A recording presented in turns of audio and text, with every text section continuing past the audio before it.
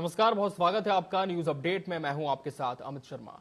राजस्थान में बीजेपी का सदस्यता अभियान शुरू हो चुका है। राज्य के 51,000 बूथों पर 1 करोड़ सदस्य बनाने का लक्ष्य रखा गया है। राज्य में सदस्यता अभियान का पहला चरण 1 अक्टूबर तक चलेगा। अभियान की जानकारी देते हुए प्रदेश अध्यक्ष ने कहा कि एक सिम से एक ही व्यक्ति पार्टी का सदस्य बन सकता है। इस बार ऑनलाइन के साथ ऑफलाइन सदस्य भी बनाए जाएंगे। जहां मोबाइल नेटवर्क की समस्या या अन्य तकनीकी समस्या उत्पन्न होगी, वहां ऑफलाइन फॉर्म भरकर सदस्य बनाया जाएगा। इस मौके पर प्रदेश अध्यक्ष ने कहा कि सदस्यता अभियान को महापर्व के रूप में लेना चाहिए। उन्होंने मोर्चा व प्रकोष्ठ के सदस्यों से बढ़ चढ़कर भाग लेने की अपील की है। 2 सितंबर से भारतीय जनता पार्टी का सदस्यता अभियान चलेगा।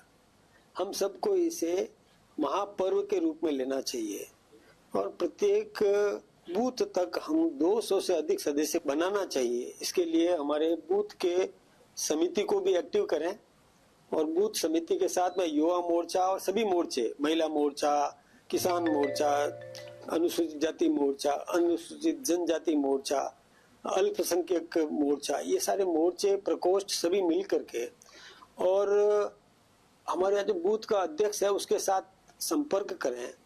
शक्ति केंद्र के संयोजक ये सुनिश्चित करें, उनको प्रोत्साहित करें, प्रेरित करें और उनके साथ में जाकर के रोजाना चर्चा करें। नियमित रूप से साथ में बैठे, बूथ अध्यक्ष के साथ में बैठ करके और घर घर तक संपर्क करने का काम करे। हमारा पन्ना प्रमुख भी उनके साथ में जाए। जितने घर तक आज संपर्क किया, कल उसके आगे से संपर्क करे।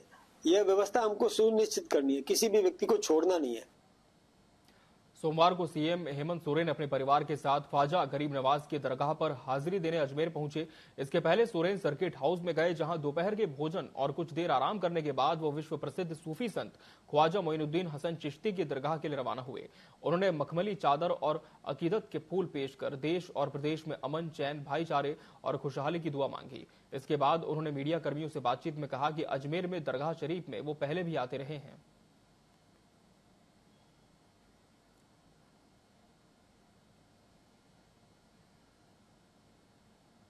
सब हम पूरे राजवासी, देशवासी खुशी मंगल से रहें। एक दूसरे का हाथ पकड़ पकड़ कर जो सदियों से चलते आए हैं, आगे भी चलते रहें। राजस्थान कांग्रेस ने बुलडोजर कार्रवाई रोक पर सुप्रीम कोर्ट के फैसले का स्वागत किया है। पीसीसी चीफ ने बीजेपी सरकार पर जुबानी हमला बोलते हुए कहा कि सरकार सस्ती लोकप्रियता हासिल करने की कोशिश में ऐसा कर रही है। दरअसल बुलडोजर कार्रवाई पर सुप्रीम कोर्ट के फैसले के बाद पीसीसी चीफ उदयपुर संभाग के दौरे पर थे। इस दौरान उन्होंने न सिर्फ फैसले का स्वागत किया, बल्कि बीजेपी सरकार को जमकर कोसते नजर आए। कहा कि सुप्रीम कोर्ट ने बहुत ही अच्छा फैसला दिया है।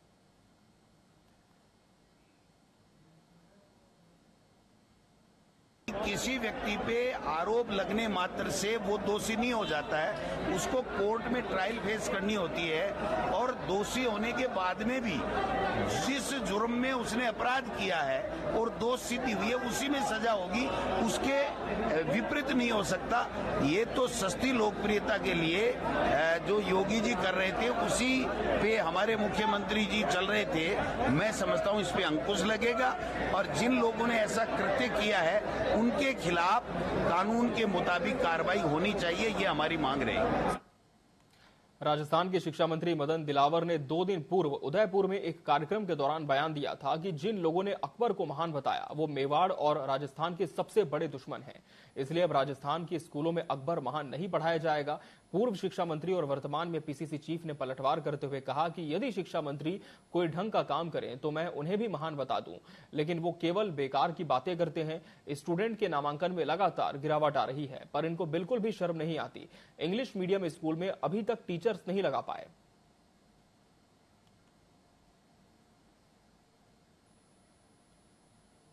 शिक्षा मंत्री होगी और अनर्गल बयानबाजी कर रहे हैं। आप बताइए, बार बार इस तरह की वाहियात बात करके ये बच्चों में क्या संदेश देना चाहते हैं, मेरे तो ये समझ से परे। आज मैं जब शिक्षा मंत्री था 97.5 लाख बच्चों का सरकारी स्कूलों में नामांकन था। आज 82 लाख के ऊपर ये लोग आ गए हैं। इनको शर्म भी नहीं आती कि हम बच्चों का नामांकन कैसे बढ़ाएं, शिक्षा गुणवत्तापूर्ण कैसे दें, कैसे अच्छी शिक्षा देकर के बच्चों का भविष्य का निर्माण कराएं, कैसे अच्छा शिक्षा का वातावरण बनाएं। कैसे इंग्लिश मीडियम सरकारी स्कूलों में पढ़ रहे हैं उन बच्चों के लिए कैसे करें। आज बताइए कि आज कितने दिन 9 महीने हो गए इनको, 9 महीने के अंदर उन्होंने न तो इंग्लिश मीडियम की स्कूलें बंद कर सके। भिलवाड़ा जिले में गुलाबपुरा थाने के 29 मिल चौकी इंचार्ज को रिवर्स ट्रैप करने के मामले में एसीबी की टीम ने आरोपी एएसआई को कोर्ट में पेश किया है और 2 दिन के रिमांड पर लिया है। एसीबी रिश्वत की शेष राशि बरामद करने के लिए एएसआई से पूछताछ करेगी। दरअसल एक युवक अपने दोस्त के साथ देर रात विजयनगर से गाड़ी से 3,60,000 रुपए लेकर आ रहा था। आरोपी एएसआई और कांस्टेबल ने उन्हें रोककर मुकदमे में बंद करने की धमकी दी और उनके पास जो रुपए थे उसे अवैध रूप से अपने पास रख लिया और 7 लाख रुपए और रिश्वत राशि की मांग कर रहे थे।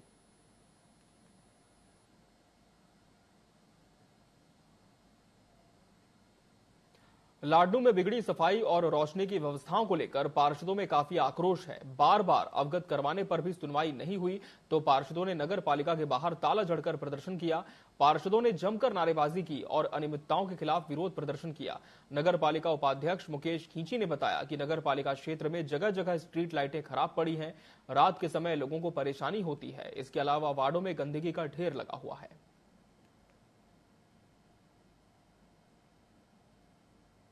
व्यवस्था और रोड लाइट व्यवस्था बहुत ज्यादा एक महीने से ठीक नहीं हो रही है, इसलिए हमने वहां पर विरोध प्रदर्शन किया।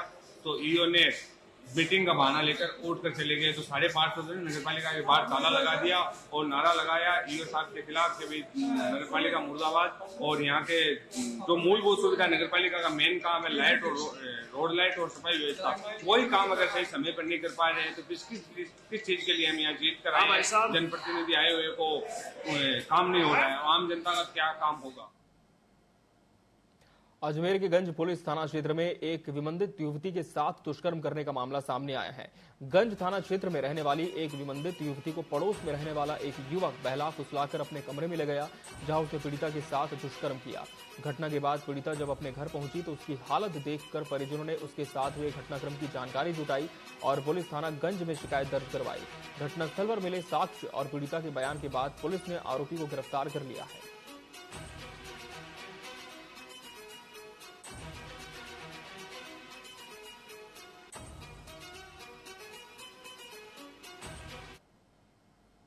नागौर जिले की बात करेंगे, जहां बारिश का सिलसिला थमने के बाद मौसमी बीमारियों से पीड़ित मरीजों की संख्या बढ़ी है। सरकारी और निजी अस्पताल में मरीजों की संख्या दुगनी हो चुकी है। डेंगू, मलेरिया सहित उल्टी, दस्त, बुखार के मरीज अस्पताल पहुंच रहे हैं। जेएलएन अस्पताल में रोजाना आने वाले कुल मरीजों में 70% मरीज मौसमी बीमारियों से पीड़ित हैं। इस दौरान अस्पताल की ओपीडी 2000 प्रतिदिन तक पहुंच गई है।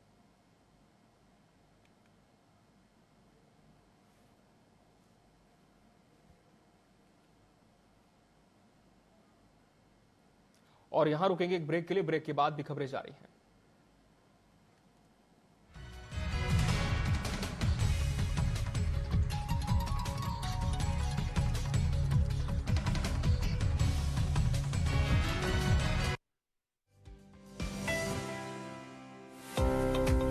योगी सरकार ट्रेड फेयर के आयोजन से उद्यम और उद्यमियों को प्रोत्साहित कर रही है। प्रदेश में इंटरनेशनल ट्रेड फेयर एक के बाद अब दूसरे संस्करण का आयोजन होने जा रहा है। उत्तर प्रदेश अंतर्राष्ट्रीय व्यापार प्रदर्शनी के दूसरे संस्करण के आयोजन के लिए 25 से 29 सितंबर तक ग्रेटर नोएडा में अंतर्राष्ट्रीय ट्रेड फेयर के आयोजन को आयोजित कर रही है। इंटरनेशनल ट्रेड फेयर के आयोजन ने जागृति दुबे जैसे नए उद्यमियों के लिए नए द्वार खोल दिए हैं। यूपीआईटीएफ में जब मैं गई तो मुझे वहाँ पर नए नए व्यापारियों से मिलने का मौका मिला और साथ में लोगों ने हमारे जो प्रोडक्ट हैं फ्यूजन वेयर के उनको काफी पसंद किया, जिसकी वजह से मुझे अपने व्यापार में बहुत ज्यादा ग्रोथ मिली वहाँ से आने के बाद। प्रदेश में ट्रेड फेयर का आयोजन सीएम योगी के उद्यम विकास सोच का परिणाम है, जिससे नए स्टार्टअप को फायदा मिल रहा है और तो और रोजगार के ढेरों अवसर सृजित हो रहे हैं। Rabindranath Tagore University, Bhopal, NIRF ranked for 5 consecutive years.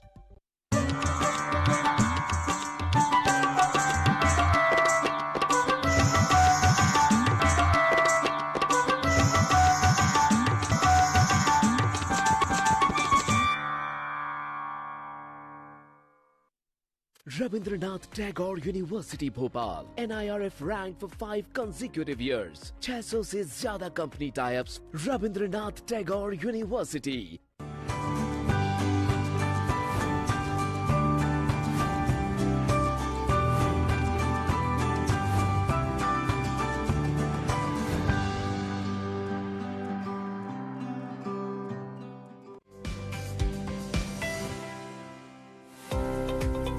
योगी सरकार ट्रेड फेयर के आयोजन से उद्यम और उद्यमियों को प्रोत्साहित कर रही है। प्रदेश में इंटरनेशनल ट्रेड फेयर एक के बाद अब दूसरे संस्करण का आयोजन होने जा रहा है।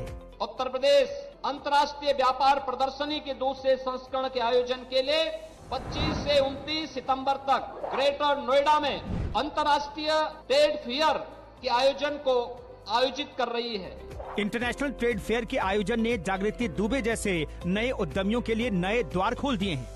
UPITF में जब मैं गई तो मुझे वहाँ पर नए नए व्यापारियों से मिलने का मौका मिला और साथ में लोगों ने हमारे जो प्रोडक्ट हैं फ्यूजन वेयर के उनको काफी पसंद किया, जिसकी वजह से मुझे अपने व्यापार में बहुत ज्यादा ग्रोथ मिली वहाँ से आने के बाद। प्रदेश में ट्रेड फेयर का आयोजन सीएम योगी के उद्यम विकास सोच का परिणाम है, जिससे नए स्टार्टअप को फायदा मिल रहा है और तो और रोजगार के ढेरों अवसर सृजित हो रहे हैं।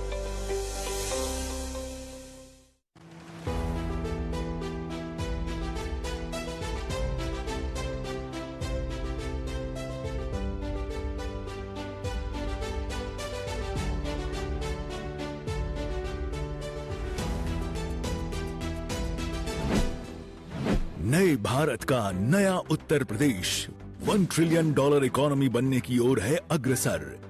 स्थानीय उत्पादों को यूपी इंटरनेशनल ट्रेड शो ने दिया है इंटरनेशनल मार्केट।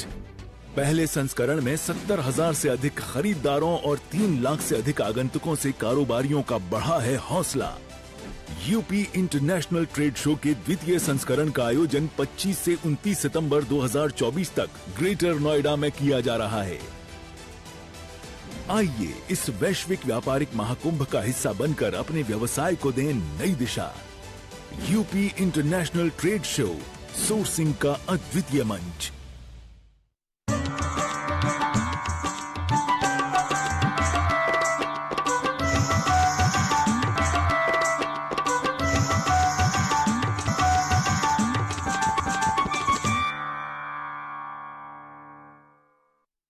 परमात्मा और प्रकृति की असीम अनुकंपा की भूमि उत्तर प्रदेश देश में है विशेष।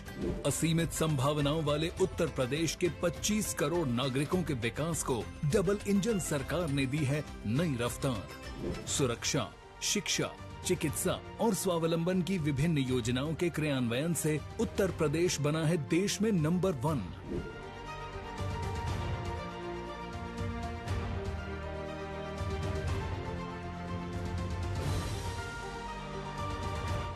गरीबों को मुफ्त राशन, जरूरतमंदों को पक्का आवास, सर्वाधिक शौचालय निर्माण, निशुल्क गैस कनेक्शन का उपहार और MSME क्षेत्र में अग्रणी राज्य है नया उत्तर प्रदेश। देश में सर्वाधिक PM किसान सम्मान निधि मिलने से अन्नदाताओं के चेहरे पर है मुस्कान। नए भारत में नंबर 1 उत्तर प्रदेश, जन कल्याण में विशेष। Rabindranath Tagore University Bhopal, NIRF ranked for 5 consecutive years. 600 से ज्यादा company types. Rabindranath Tagore University। चाहे हो लोगों के अनेकों रूप, चाहे हो लोगों के अतरंगी तस्वीरें, या कुछ ऐसा जिसे देखकर चौंक जाएंगे आप, या हो जाएंगे हंसी से लोटपोट।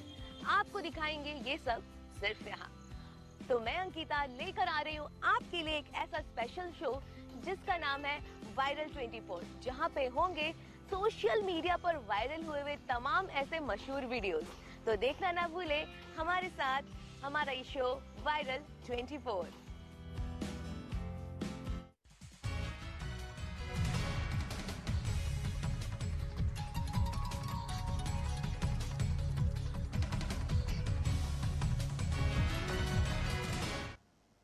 ब्रेक के बाद एक बार फिर स्वागत है आपका। बढ़ते हैं खबरों की ओर। भरतपुर जिले के दाएं हाथ के तेज गेंदबाज चेतन शर्मा का अंडर 19 भारतीय क्रिकेट टीम में चयन हुआ है। इससे प्रदेश के क्रिकेट जगत में खुशी की लहर है।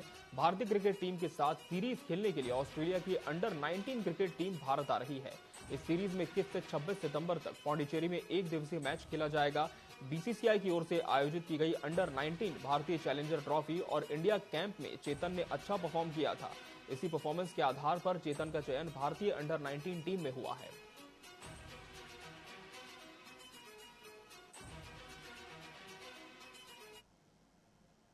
भिलवाड़ा शहर के कोतवाली थाना क्षेत्र में गौवंश को घायल कर अवशेष धार्मिक स्थल के बाहर फेंकने के मामले में पुलिस को सफलता हासिल हुई है। थाना प्रभारी राजपाल सिंह के नेतृत्व में पुलिस ने मुख्य आरोपी को इस वारदात के लिए उकसाने वाले 2 आरोपियों को गिरफ्तार किया है। पुलिस ने पूछताछ की तो पता चला कि दोनों युवकों ने आरोपी को लगातार उकसाकर प्रताड़ित किया, जिसके चलते आरोपी ने इस वारदात को अंजाम दिया। फिलहाल पुलिस आरोपी से पूछताछ कर रही है, जिसमें और भी कई खुलासे हो सकते हैं। दिनांक 25/8/2024 को जो मंदिर पर गौवंश के अवशेष रखने के प्रकरण जो दर्ज हुआ था, उसमें हमने जो मुख्य आरोपी है डब्ल्यू शाह पुत्र निसार मोहम्मद को गिरफ्तार किया था और उससे तकनीकी विश्लेषण और परिस्थिति साक्ष्यों के आधार पर उससे और अनुसंधान किया गया तो 2 मुलजिम और गिरफ्तार किए गए हैं। एक का नाम रईस पुत्र यूसुफ मोहम्मद है और दूसरा है छोटू शाह और इनसे भी अनुसंधान किया जा रहा है इस प्रकरण में। बूंदी के केशव राय पाटन थाना क्षेत्र में दिल्ली मुंबई रेलवे लाइन पर एक प्रेमी जोड़े ने ट्रेन के आगे छलांग लगा दी। इसमें युवक की मौके पर ही मौत हो गई, जबकि युवती गंभीर रूप से घायल हो गई है, जिसे इलाज के लिए अस्पताल में भर्ती किया गया है। घटना की जानकारी मिलने पर केशव राय पाटन थाना पुलिस मौके पर पहुंची और घटनास्थल का जायजा लिया।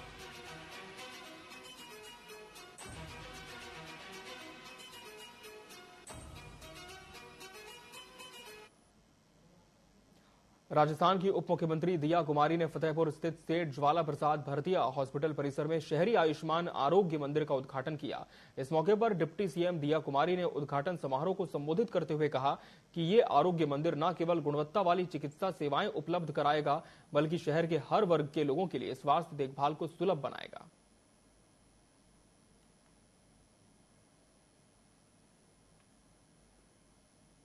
अजमेर की बात करेंगे, जहां एंटी करप्शन ब्यूरो की टीम ने आदर्श नगर थाने में 10,000 की रिश्वत लेते हेड कांस्टेबल को गिरफ्तार किया है।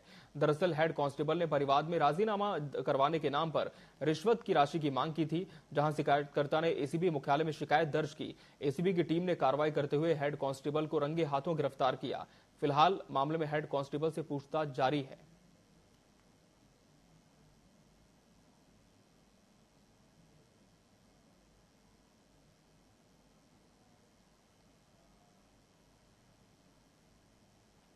भिलवाड़ा की बात करेंगे, जहां जैन श्वेतांबर चिंतामणि पारसनाथ मंदिर से 45 पालकियों में 45 आगम शास्त्रों की शोभा यात्रा निकाली। चिंतामणि पारसनाथ मंदिर से सकल संघ और बैंड बाजे के साथ शोभा यात्रा रवाना हुई। इससे पहले प्रवचन के दौरान केवल चंद विनोद कुमार भागचंद बम परिवार ने साध्वी को कल्प सूत्र बोहराया गया और साध्वी श्री ने कल्प सूत्र का वाचन प्रारंभ किया। साध्वी श्री ने कहा कि जैन धर्म में आगम का मुख्य स्थान आगम शास्त्र जैन जगत की गीता है।